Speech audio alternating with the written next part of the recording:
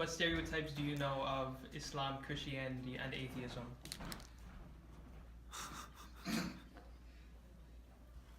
You need Jesus. Thank you. I should talk about the you need Jesus part. Hold on. I see a lot of people telling other people, including myself at few occasions, you need Jesus. Well, you don't know what I need, and you can believe in your own thing. I have no problem with that, but I hate when people force their ideology on me. Thing that people do. They view themselves as better than everyone else just because they're praying 5 times a day or going to church every Sunday or doing, whatever it is that they do. You could be doing all these things and still be a bad individual. And you could be doing none of these things and be a good individual and compassionate. Good morning, America. I'm Charles Gibson. I'm Diane Sawyer, and it's Tuesday, September 11th, 2001. It is lunchtime in London, 5 a.m. in Los Angeles, and 8 a.m. here in New York, live from the CNN Financial News headquarters. It is beautiful outside, perfect September day with lots of sunshine. Oh, would you look at Washington, huh? I'm going outside today. Other than that, it's kind of quiet around the country. We like quiet. It's quiet. It's too quiet. Is that American 11 trying to call? We have some planes. Just stay quiet and you'll be okay. We are turning to the airport.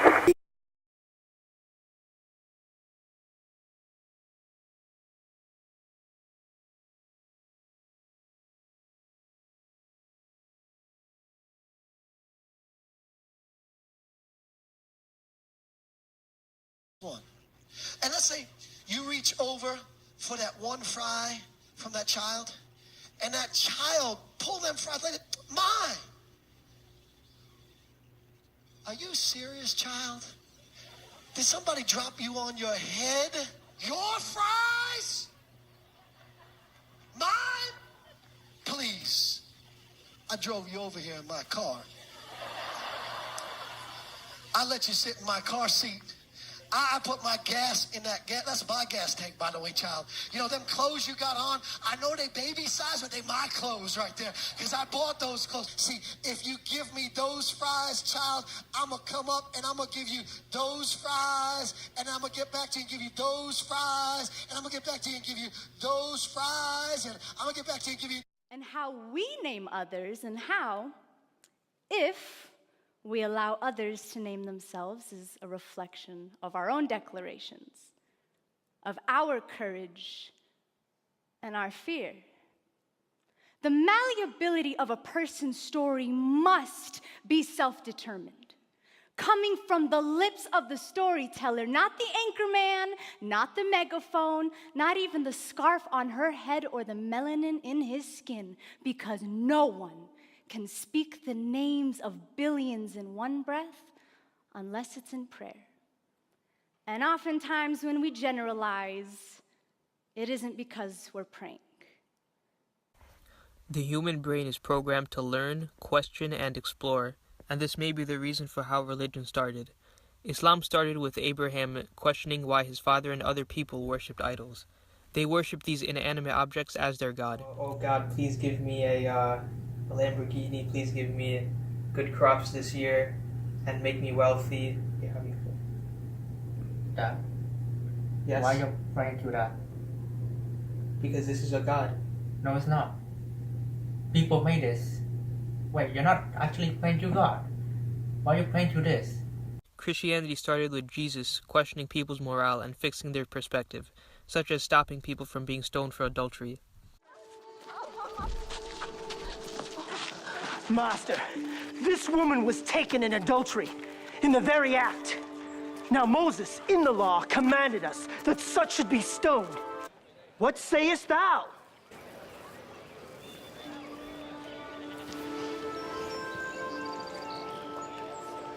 He that is without sin among you, let him first cast a stone at her. Overall, religion started with people questioning and exploring their own morale, and deciding to make change to what appeared to be wrong. Over time, more people began following religious ideology, and religions, such as Islam and Christianity, dramatically spread during the Crusades. The book Brain Rules can explain how following religion can benefit people, such as dealing with stress.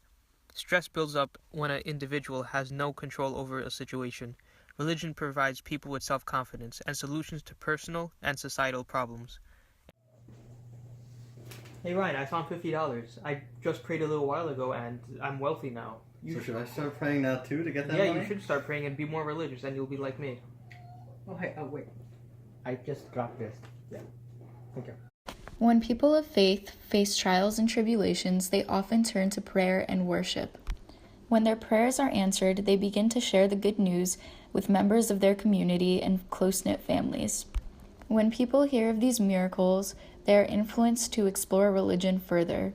This allows for the spread of religion through small-knit communities.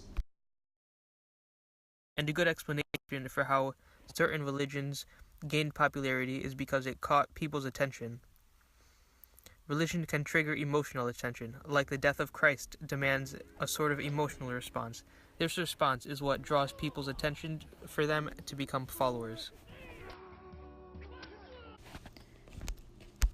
Drawing from the book Brain Rules, we understand that everyone's brain is wired differently. Some people are gifted with the ability to read and understand one another. This is known as the theory of mind. However, one does not need to be gifted in order to understand his or her neighbor. Experience can craft the theory of mind. As Jesus Christ demonstrated, experience and compassion is the key to understanding. Based on the Bible, Jesus descended to earth to live like a human being. He was born in a stable, without luxuries, in order to understand his people. The Bible also demonstrates how one can develop the theory of mind by using unexpected characters to accomplish unexpected things. One such story is the story of Moses and the famous quote, "Let my people go." When God approached Moses via the burning bush, Moses had no idea what he was in for. Moses was considered a stutterer at his time, a horrible public speaker. However, God descended and spoke to him, telling him to speak to Pharaoh and demand that he let the Jews go.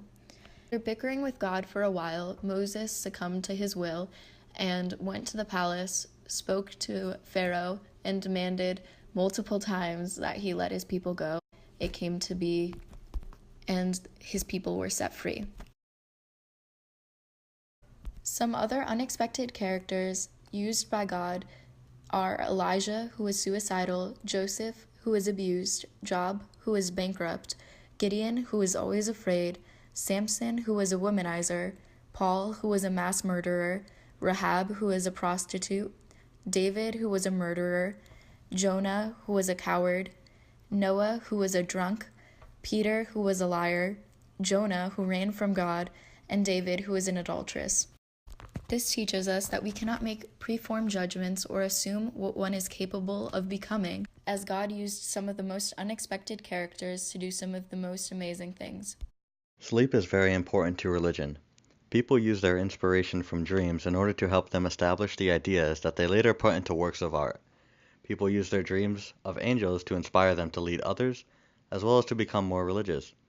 People saw their dreams as a way of God communicating with them, such as waking up at 2 or 3 in the morning for no apparent reason. Damn, what time is it? It's between 2 and 3 in the morning. According to my religion, that means that God's trying to talk to me. Guess I better get up and pray. According to Brain Rules, sleep deprivation has many negative side effects on the brain. This fact may be one reason why many people believed they saw visions, but this may be not due to revelations, but due to hysteria and hallucination. Some people called sleep paralysis possession, believing that when they could not move mid-sleep, they were possessed by a demon or spirit, but Brain Rules determined that they were experiencing this sleep paralysis due to chemicals the brain produced during REM sleep. Gender is something that depends on the religion. In Christian churches, there are no gender roles, while women are usually the teachers in the mosques. Music is a way alongside religion that helps bring communities together. Music is often used with religion to bring emotion and expression together and to help people experience it. الله نور السماوات والأرض مثل نوره كمشكاة فيها مصباح المصباح في زجاجة الزجاجة is no matter what we face, no matter what we go through and what's ahead of us, God doesn't change. He's the same yesterday, today and forever. Even when my strength is alive.